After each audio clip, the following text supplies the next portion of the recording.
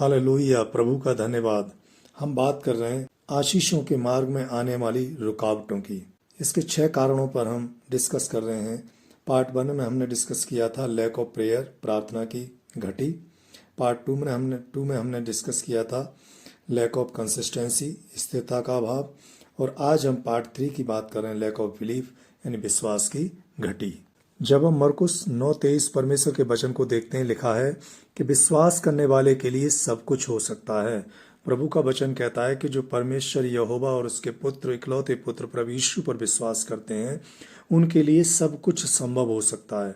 प्रार्थना के द्वारा वो सब कुछ कर सकते हैं, प्रभु से मांग सकते हैं, परमेश्वर से मांग सकते हैं, अपनी प्रॉब्लम को परमेश्वर के चरणों में रख सकते हैं। और ये इसलिए संभव होता है क्योंकि जो परमेश्वर पर विश्वास करता है, प्रभु यीशु पर विश्वास करता है, उसने अपने दिल के द्वार को प्रभु के लिए खोल रखा है, अपने हृदय को प्रभु के लिए खोल रखा है, हृदय में प्रभु के लिए जगह दी है, उसकी ज़िंदगी में आशा है, वो भरोसा रखता है अपने सृष्टिकर्ता पर, वो निर्भर है अपने सच्चे परमेश्वर पर। क्योंकि प्रभु के वचन में लिखा है कि श्रापित है वो जो मनुष्य पर भरोसा रखता है और धन्य है वो जो यहोवा पर भरोसा रखता है। तो जो परमेश्वर पर विश्वास करता है, वो चट्टान पर विश्वास कर रहा है, वो ऊंचे गढ़ पर विश्वास कर रहा है, वो अपने छिपने के उत्तम स्थान पर विश्वास कर रहा है। जब हम 1 कुरिन्थियों 2:5 परमेश्वर के वचन को देखते हैं, लिखा है कि इसलिए कि तुम्हारा विश्वास मनुष्यों के ज्ञान पर नहीं परंतु परमेश्वर की सामर्थ्य पर निर्भर हो। प्रभु का वचन कहता है कि आपका जो विश्वास है वो मनुष्यों के ज्ञान पर आधारित न हो। मनुष्य जो तुम्हें समझा रहे हैं, जो तुम्हें बता रहे हैं, जिस मार्ग पे ले जा रहे हैं, जरूरी नहीं कि वो मार्ग, वो ज्ञान सही हो। उस ज्ञान में मिलावट हो सकती है, ज्ञान अधूरा हो सकता है, ज्ञान गलत हो सकता है और ज्ञान हमें परमेश्वर तक नहीं पहुंचा सकता। लेकिन हमें ज़रूरी है कि हम विश्वास करें परमेश्वर की सामर्थ्य पर, क्योंकि यदि हम परमेश्वर की बात करते हैं तो परमेश्वर सामर्थ्य है, सर्वशक्तिमान है, वो सब कुछ करने वाला है। जिस तरह से बर्तन बनाने वाले को देखकर हम पहचान लेते हैं कि ये कुम्हार है, कपड़े सिलते हुए हम पहचान लेते हैं कि ये सिलाई करने वाला टेलर है, इलाज करते हुए हम पहचान लेते हैं कि ये डॉक्टर है। उसी तरह से यदि जीवन में चमत्कार होते हैं प्रभु के वचन के द्वारा, प्रभु की बातों के द्वारा, प्रभु की प्रार्थना के द्वारा, तो हम पहचान लेते हैं कि हाँ, ये परमेश्वर है। क्योंकि चमत्कार सिर्फ परमेश्वर करता है, वही कर सकता है। जब जीवन में चमत्कार होते हैं तो हम पहचान लेते हैं कि ये परमेश्वर है। तो ज्ञान से नहीं, परमेश्वर की सामर्थ्य से हम परमेश्वर को पहचानें, अद्भुत कामों से हम परमेश्वर को पहचानें, चमत्कारों से परमेश्वर को पहचानें। क्योंकि ज्ञान हमें भ्रमित कर सकता है, हमें गलत मार्ग पर ले जा सकता है, हमें भटका सकता है, लेकिन परमेश्वर की सामर्थ का कोई भी विकल्प नहीं है। यूहन्ना 14:11 परमेश्वर का वचन है कि मेरा विश्वास करो कि मैं पिता में हूं और पिता मुझ में, नहीं तो कामों ही के कारण मेरा विश्वास करो। प्रभु कहते हैं कि मेरा विश्वास करो कि मैं परमेश्वर के द्वारा धरती पर भेजा गया हूं, मनुष्यों को परमेश्वर से जोड़ने के लिए, मैं मेल मिलाप कराने के लिए आया हूं। मैं एक माध्यम बन के आया हूं कि मनुष्यों के पापों को क्षमा करूं और मनुष्यों को परमेश्वर तक पहुंचाऊं। लेकिन प्रभु कहते हैं कि यदि फिर भी तुम विश्वास नहीं करते तो मेरे कामों को देखकर मुझ पर विश्वास करो कि मैं इस काम के लिए धरती पर आया हूं। इसलिए कि जो प्रैक्टिकल देखकर भी विश्वास न करे, उसे पूरी किताब पढ़ाने का भी कोई मतलब नहीं बनता। तो जो देखकर विश्वास करता है वो ठीक है, जो बिना देखे विश्वास करता है, प्रभु कहते हैं कि वो धन्य है। और जो देखकर भी विश्वास न करे, उसके लिए कोई उम्मीद और आशा इस धरती पर नहीं। मत्ती 8:8 यहाँ पे सूबेदार के विश्वास के बारे में लिखा है कि सूबेदार कहता है कि प्रभु मैं इस योग्य नहीं कि तू मेरे घर आए, केवल मुख से कह दे तो मेरा सेवक चंगा हो जाएगा। यानी दूर से ही कह दे, सिर्फ मुंह से बोल दे तो मेरा सेवक मेरे घर पे ही चंगा हो जाएगा। ये बहुत बड़े विश्वास का उदाहरण है जो इस चैप्टर में दिया हुआ है। यानी जब विश्वास मजबूत हो तो फिर किसी चीज की आवश्यकता नहीं है कि ना हाथ रखवाने की जरूरत है किसी पासवान से, न तेल पानी की आवश्यकता है, न मोबाइल पर प्रेयर करने की आवश्यकता है। प्रभु का वचन है कि बस यहीं से कह दो, कॉन्टैक्ट लेस प्रेयर। आप यहाँ प्रार्थना करेंगे और वहाँ रोगी चंगा होगा, वहाँ प्रभु का अनुग्रह उतरेगा। तो इस तरह का विश्वास जो सूबेदार का है, ये सबसे बड़ा विश्वास प्रभु ने कहा है कि ऐसा विश्वास तो इजराइल में भी नहीं देखा गया। मत्ती 17:20 में है कि यदि तुम्हारा विश्वास राई के दाने के बराबर भी है तो तुम इस पहाड़ से कह सकोगे कि यहाँ से सरक का चला जाए और ये काम तुम्हारे लिए हो जाएगा और कोई काम तुम्हारे लिए संभव नहीं होगा। यानी प्रभु कहते हैं कि थोड़ा भी अगर विश्वास है तो तुम बड़े बड़े काम कर सकते हो।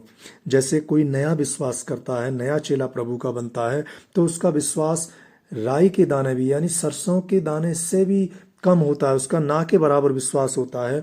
वो इसलिए प्रभु के शरण में आता है कि हमने दुनिया में देख लिया, सब जगह कोशिश करके देख ली, कहीं कुछ मिल नहीं रहा है, प्रॉब्लम सॉल्व नहीं हो रही है, चलो यहाँ भी देख लेते हैं। यानी उसका विश्वास नहीं है, वो थका हुआ है, वो लुटा हुआ है, वो सब जगह से हिम्मत हार चुका है, आशा उसकी खत्म हो गई है, इसलिए वो सिर्फ आया है कि चलो यहाँ भी देख लेते हैं। यानी उसका ना के बराबर विश्वास है, फिर भी परमेश्वर उसको चंगा करता है, उसकी जिंदगी में बड़े बड़े काम करता है और वो बड़े अनुग्रह को देखता है। और जिनका बड़ा विश्वास है और मजबूत विश्वास है वो क्या क्या नहीं बदल सकते अपनी जिंदगी में। दूसरा राजा 7:1 में एक घटना का जिक्र किया गया है, एक ट्रू स्टोरी है कि जहां पर सीरिया के राजा ने एलीशा को सजा देने के लिए शोमरोन नगर को घेर लिया था और वहां पे खाने पीने की बहुत दिक्कत हो गई थी। जब परमेश्वर के सेवक ने परमेश्वर से पूछा, परमेश्वर से प्रार्थना की, तो प्रभु का वचन एलीशा के पास आया और एलीशा को बताया गया कि यहोवा यूं कहता है, कल इसी समय शोमरोन के फाटक में 1 डलिया अच्छा आटा 1 शकेल में और 2 डलिया जौ भी 1 शकेल में मिलेगा। यानी प्रभु ने बता दिया कि कल आपके खाने पीने की घटी दूर हो जाएगी, कल आपको बहुतायत से खाने पीने की चीज़ें मिलेंगी। लेकिन यहाँ पर एक दरबारी ने इसका विरोध किया, इस वचन पे विश्वास नहीं किया और उसने कहा कि सुन, चाहे यहोवा आकाश के झरोखे खोले तो भी क्या ऐसी बात हो सकेगी।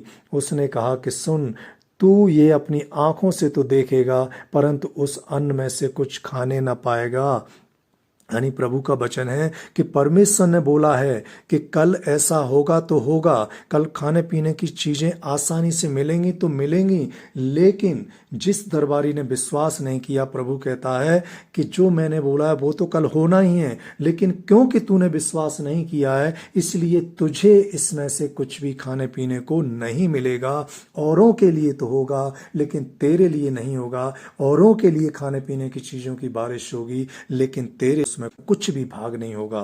तो जो कुछ परमेश्वर हमें देना चाहता है, जो कुछ हमें दे रहा है परमेश्वर, उसमें विश्वास करना ही है कि जो परमेश्वर का वचन हम पर आया है कि ऐसा होगा तो वैसा ही होना है, उसमें कोई बदलाव नहीं हो सकता।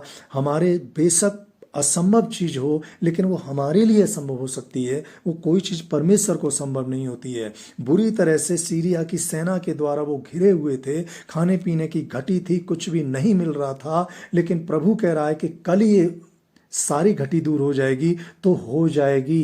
ये विश्वास करना ही करना है कि जब परमेश्वर कह रहा है, क्योंकि परमेश्वर मनुष्य नहीं जो झूठ बोले, ना वो आदमी है कि अपनी आज्ञा बदले। जो परमेश्वर बोलता है वो होना ही होना होता है। इसलिए जब विश्वास किया तो आपके लिए होगा, और यदि आप विश्वास नहीं करते हैं तो औरों को तो होगा लेकिन आपके लिए नहीं होगा। आज बहुत सारे लोग परमेश्वर की आशीषें पाने के जो तरीके हैं उनका विरोध करते हैं। बहुत सारे लोग तेल अभिषेक का विरोध करते हैं, पानी पर दुआ करने का विरोध करते हैं, अन्य भाषा का विरोध करते हैं, भविष्यवाणियों का विरोध कर रहे हैं। कुछ लोग तो पवित्र आत्मा के अभिषेक का भी विरोध करते हैं, परमेश्वर की हीलिंग और चंगाई की तरीकों का विरोध करते हैं। यानी 1 कुरिन्थियों 12 के जो वचन 8, 9 और 10 में जो स्पिरिचुअल गिफ्ट हैं, 9 वरदान लिखे हुए हैं, उन इनडायरेक्टली वो उन वरदानों का विरोध कर रहे हैं, इनडायरेक्टली वो वचन का विरोध कर रहे हैं, इनडायरेक्टली वो परमेश्वर की आशीषें, परमेश्वर के अनुग्रह का विरोध कर रहे हैं।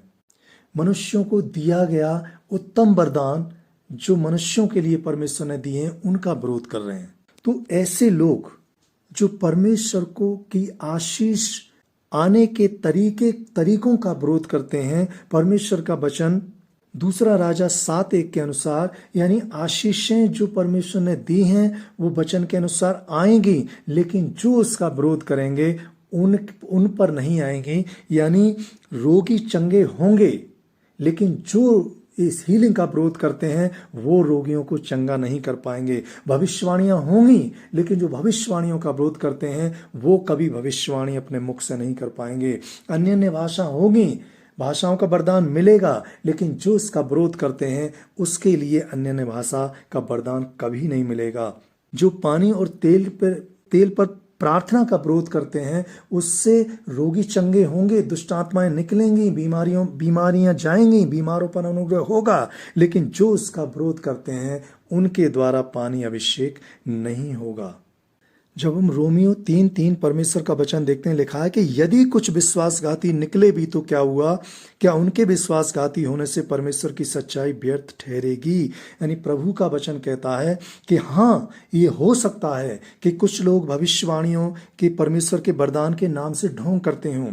हो सकता है कुछ लोग अपने आप को बड़ा दिखाने के लिए गलत तरीके से परमेश्वर के वरदानों का यूज करते हों। हाँ, ये हो सकता है कि कुछ लोग आडंबर करते हों, लेकिन प्रभु का वचन कहता है कि कुछ लोगों के नालायक होने से, कुछ लोगों के विश्वासघाती होने से परमेश्वर की सच्चाई व्यर्थ नहीं हो सकती। भविष्यवाणी का वरदान है तो वो होगा, अन्य भाषा का वरदान है वो लोगों का मिलेगा, चंगाई का वरदान प्रभु ने ठहराया है वो होगा, सामर्थ्य के काम करने का वरदान प्रभु ने दिया है, सामर्थ्य के काम होंगे, मुर्दे जिंदा होंगे, कोढ़ी शुद्ध होंगे, अंधे देखेंगे, दुष्ट आत्माएं जाएंगी, बीमार चंगे होंगे, सारी चीजें होंगी। लेकिन कुछ लोग बुरे हैं तो उनके बुरे होने से परमेश्वर की सच्चाई व्यर्थ नहीं ठहर सकती। जब हम रोमियो 14 परमेश्वर के उसके वचन 4 को देखते हैं, लिखा है कि तू कौन है जो दूसरे के सेवक पर दोष लगाता है, उसका स्थिर रहना या गिर जाना उसके स्वामी ही से संबंध रखता है। यानी प्रभु कहते हैं कि तुम जजमेंटल होने वाले कौन हो, तुम न्याय करने वाले कौन हो, जो गलत कर रहा है उसका न्याय करने वाले तुम कौन हो। परमेश्वर का सेवक है वो, परमेश्वर उसको दंड देगा, परमेश्वर अपनी भीड़ों को उससे छीन लेगा, परमेश्वर संभालेगा, परमेश्वर देखेगा अपनी कलीसिया को भीड़ों को लुटने से, भीड़ों को बर्बाद होने से। ये परमेश्वर का काम है। हमें जो काम सौंपा गया है हम अपना काम करें, हमें जो दान वरदान दिए हम उनका यूज करें। हमें सुसमाचार के लिए परमेश्वर ने चुना है, हम सुसमाचार फैलाएं। जैसा मरकुस 16:15 में कि तुम सारे जगत में जाकर सारी सृष्टि के लोगों को सुसमाचार प्रचार करो। हमें अपना रोल पूरा करना है। हमें परमेश्वर ने क्या दिया है, कौन सा तोड़ा हमें दिया है परमेश्वर ने, हम उसको पहचानें और उसके अनुसार अपने जीवन को ढालें और उसमें काम करें। परमेश्वर ने सबको अलग अलग आशीष दी है, जो जिस योग्य है परमेश्वर ने उसको उसके अनुसार उसको दानों वरदानों से भरा हुआ है। जब हम 1 कुरिन्थियों उसका 12-29 वचन पढ़ते हैं, उसमें लिखा है कि क्या सब प्रेरित हैं, क्या सब भविष्यवक्ता हैं, क्या सब उपदेशक हैं, क्या सब सामर्थ्य के काम करने वाले हैं, क्या सबको चंगा करने का वरदान मिला है, क्या सब नाना प्रकार की भाषा बोलते हैं, क्या सब अनुवाद करते हैं। तुम बड़े से बड़े वरदानों की धुन में रहो। यानी प्रभु कहता है कि सबको सारे अधिकार मिल जाएं ये जरूरी नहीं है। कुछ लोग भविष्यवाणी करेंगे, कुछ लोग चंगाई करेंगे, कुछ सामर्थ्य के काम करेंगे, कुछ सुसमाचार प्रचार करेंगे, कुछ प्रबंध करेंगे, कुछ उपकार करेंगे। अलग अलग कलीसिया में अलग अलग व्यक्ति नियुक्त किए हैं परमेश्वर ने। तो जिसको जो नहीं मिला है उसमें कमी निकालने का उससे कोई अधिकार नहीं है। जो मिला है उसको वो यूज करे, बेटर तरीके से यूज करे और दूसरों में कमी ना निकाले, दूसरों पर दोष ना लगाए। हालेलुया। प्रभु का धन्यवाद उसके अनुग्रह के लिए, उसकी दया के लिए। आमीन।